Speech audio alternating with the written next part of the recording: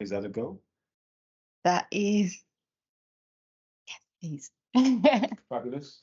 Okay, so yeah, my name is Dominic Nelson Ashley. I'm a poet, writer, musician, um, life coach, careers advisor. I wear many hats, whatever pays. Um, this I'm going to be reading from my collection called Wide Awake in Dreamland, and I wrote this one for my daughter. My first collection was called Original Soundtrack, and that was for my son. Um, because he was at that time he was 18, just about to go off to university, um, and um, he looked like the spitting image of my cousin, who, when he was 18, um, he passed away. Um, so that kind of stirred up a lot of emotions in me, and that ended up being those emotions I channeled then into a poetry collection called Original Soundtrack. Um, and so that book was very much for him, and it was about my experiences of being a teenager living in an area of like 10,000 people, and there being about three black families. So as you can imagine, I was famous for no particular reason other than the hue of my skin. Um, but my daughter, um, she's doing law at Oxford Brookes University, and she's into horse riding, and she's always going like, I don't really fit in. Um, so this collection, I wrote for her because I just thought, do you know what? There's a different approach, a different angle that would might resonate more with her, these poems, than my other work. So this one is called The Duel of Nationality. I lost my dad. Oh, can you all hear me, by the way? Yes. Yeah, yeah. Louder, please. I'm having problem hearing it. Be louder? All right, no worries. Yeah, thank you. The Duel of Nationality. I lost my dad when I was still a boy. I don't remember him much. He met mum inside her fish and chip shop. Friday night, he had never had them before. They're not big in West Africa. Saturdays, mum and dad used to hang out in the pub down the road. That's why they serve palm wine and Guinness punch in there. Sunday hangover. I put his name into Google to see if anybody knew him. Some people got back to me. Monday, cheap red-eye flights. The heat parched my throat. Tuesday, only love I'm getting is from mosquitoes and rip-off taxi drivers. Wednesday, I found his old school, leaky tin roof. I sat at his desk on a wobbly micro chair where he'd carved all his traditional names. I met his classmates, a crazy bunch, ministers, chancellors, and road sweepers. He was voted the most likely to go far. I feel like I know him. Thursday night, lager buddies said it was all a wind-up. If I'd been abroad, how come I'd come back with nothing? No duty free. Friday night ones were cool though. We did rum shots in the local, passed around my papers, dual nationality. After the pub, I always go down up the road to my mum's. Battered cod and mushy peas. She cries when I add hot pepper sauce, just like he used to do. So that one is all about, the dual heritage that many of us have. Um, oh yeah. This next one is about my son. It's called Dick Whittington Black version, and yeah, it's 89% true. Right? Has anybody seen my boy? Black skin, do rag on his head, last spotted on a one-way trip to the big bad city, chasing dreams, fame and fortune, like a naive dick. Has anybody seen my boy?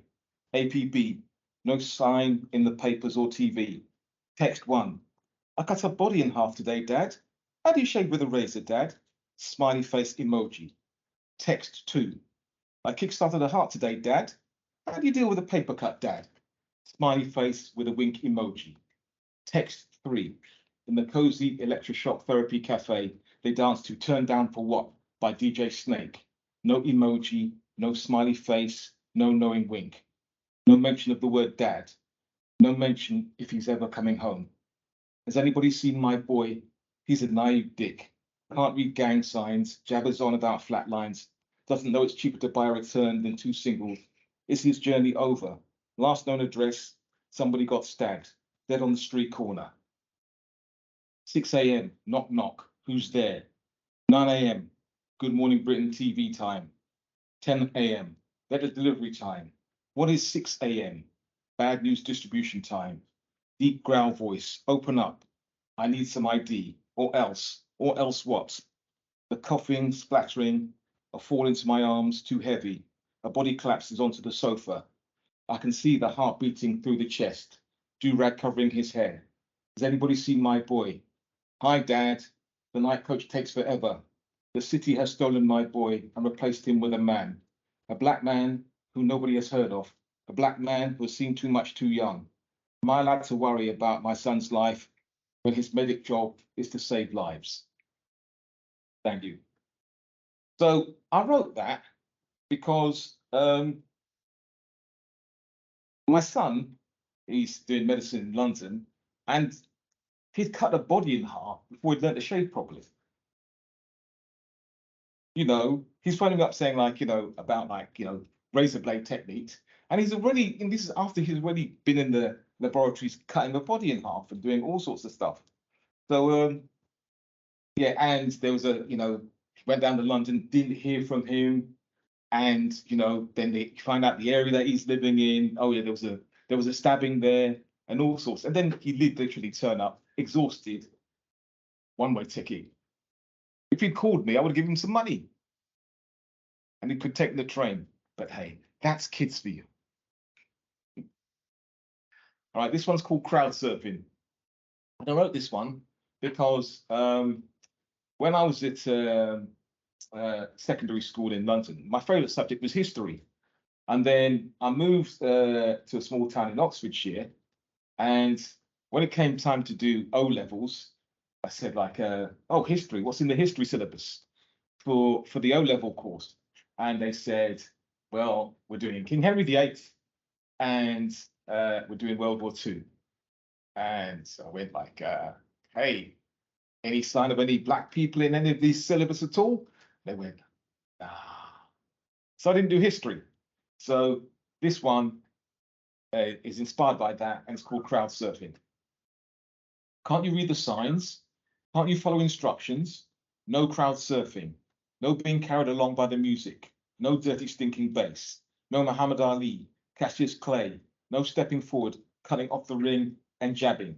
No worshipping of Martin Luther King Part 2, the one fighting poverty using all colours of the working class. There will be no crowd surfing here. Are you listening? Are you deaf? Mary Seacole, Haiti Revolution, 1804.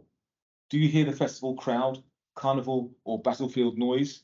King Musa of Mali, 1280 to 1337, the richest man who ever lived, who gave away so much of what he'd got, he caused a global recession. Are you killing your world with kindness, giving away your gifts so easy?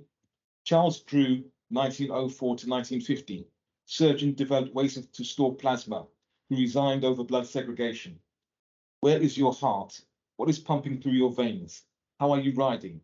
No crowd surfing, no standing on the shoulder of giants. To get a better view of your apocalypse, the waves.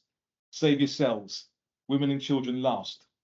Why can't you read the history books written on your behalf? Is it because nobody ever taught the ABCs of you? Thank you.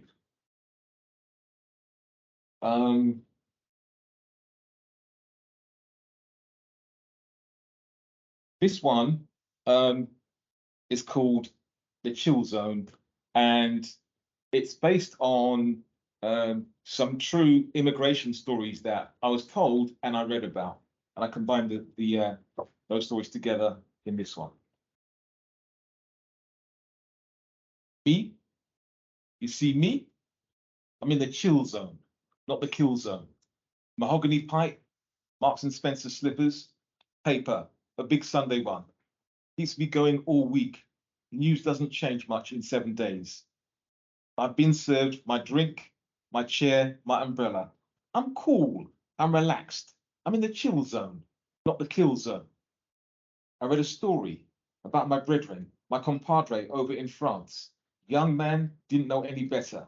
They call him Spider-Man. Climbed up 4 flights on the outside of a building to rescue a child hanging on by his fingertips. My man clung on to save a child's life. See how the bystanders with their selfie sticks and Instagram praise him from the scene below?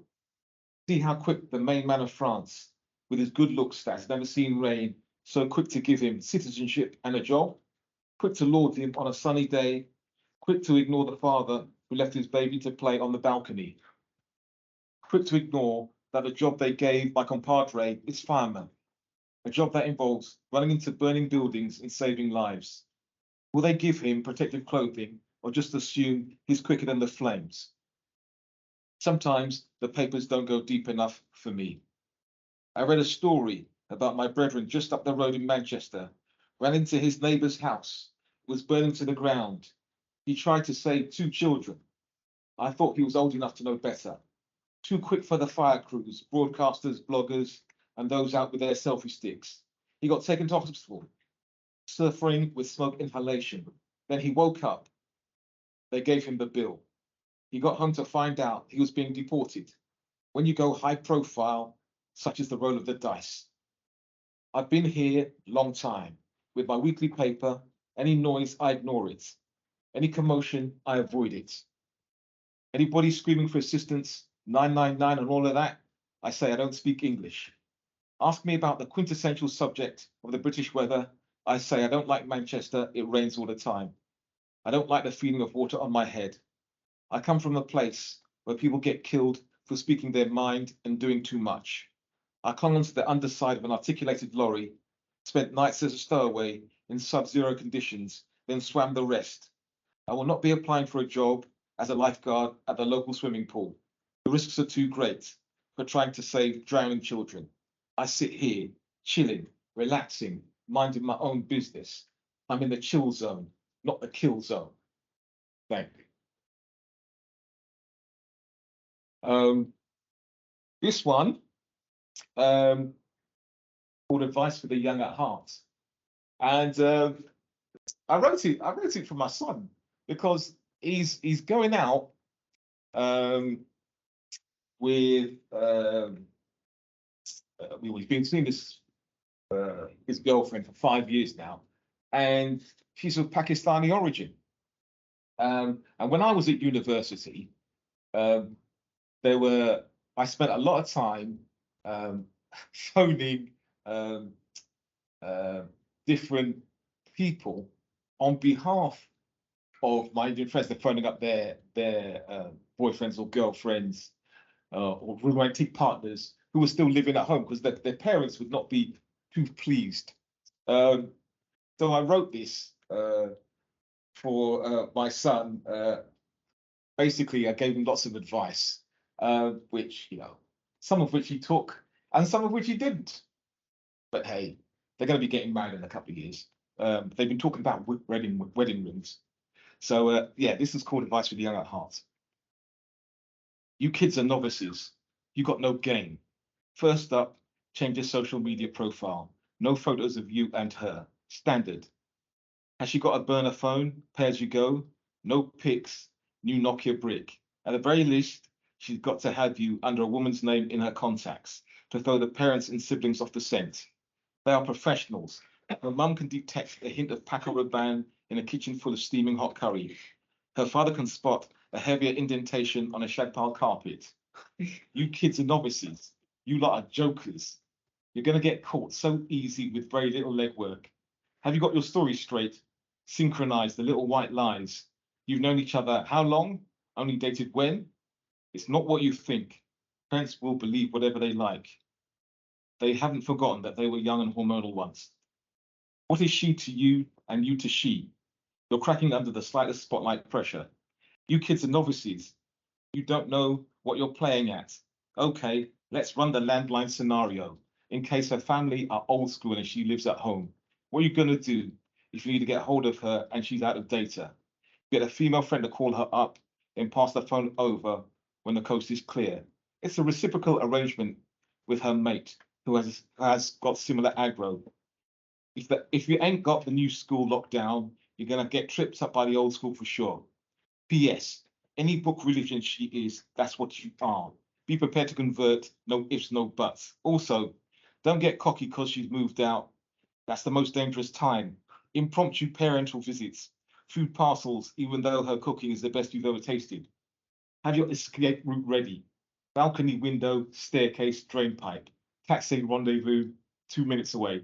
Feel sweet before you leave. Stray undergarments, condoms, toothbrushes, hair. Have a list of bona fide excuses. Be prepared to run.